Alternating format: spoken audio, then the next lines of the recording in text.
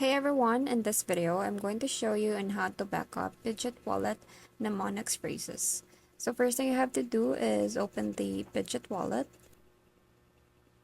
And then from here, just have to go to my wallet, so tap on that.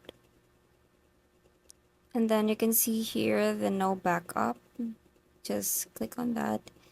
And you have to make sure to read all of these. And then before you tap on backup mnemonics, you have to check the acknowledgements, so just tap on check and then tap on backup mnemonics right after.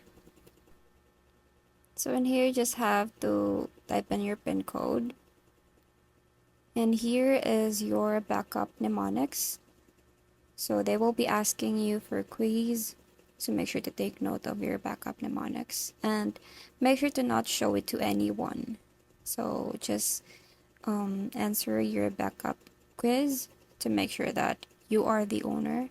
And that's it. I hope you find this video helpful. Thank you for watching. I'll see you in the next one. Bye!